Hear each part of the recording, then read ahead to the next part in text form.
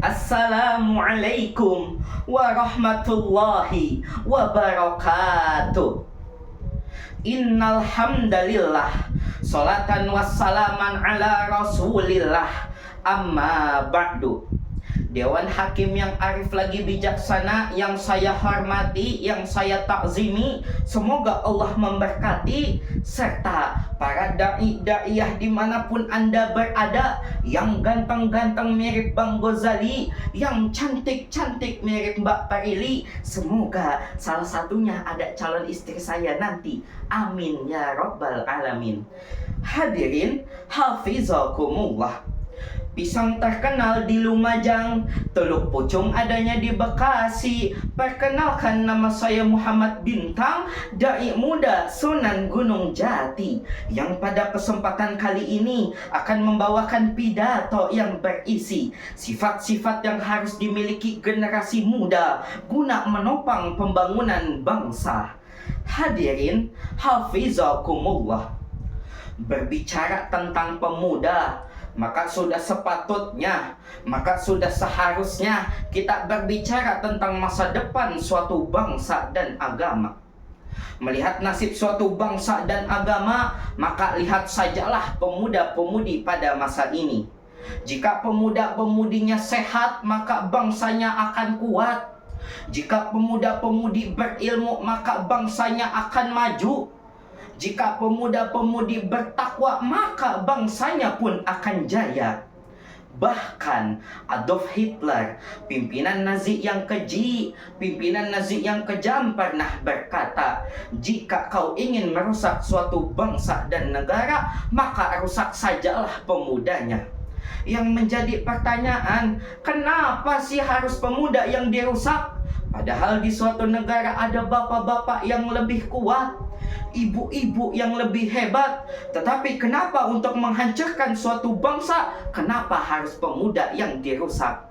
Karena apa? Karena asyababu imadul bilad. Pemuda adalah tiang negara. Ida solahatil bilad. Kalau anak-anak mudanya baik, anak-anak mudanya patuh, taat kepada Allah, mengikuti Al-Quran, mengikuti sunnah, menjadikan Nabi sebagai idolanya, maka saya yakin negara kita, bangsa kita akan menjadi negara yang baldatun, thayyibatun, warabun ghafur. Tetapi apabila sebaliknya, wa ida fasadatil bilad, kalau anak-anak mudanya bejat, anak-anak mudanya suka maksiat, maka apalah daya bangsa kita. Bangsa kita akan hancur karena dipimpin oleh orang yang hancur.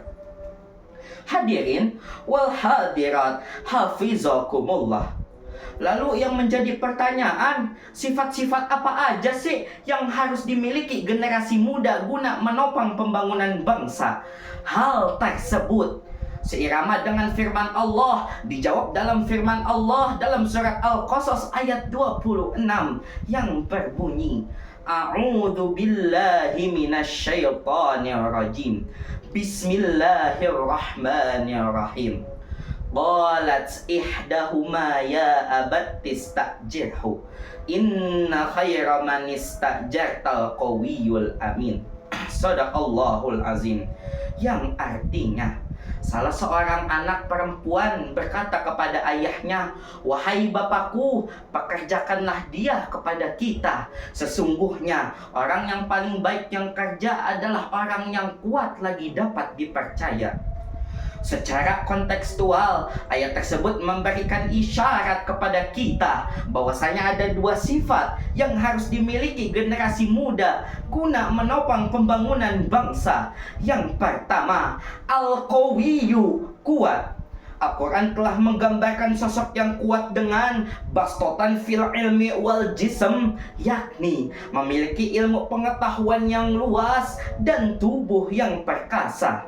Kita sangat memerlukan karakter pemuda seperti ini, berotak cerdas, berwawasan luas, dan mau bekerja keras. Karena itu merupakan ciri pemuda Islam yang tangkas.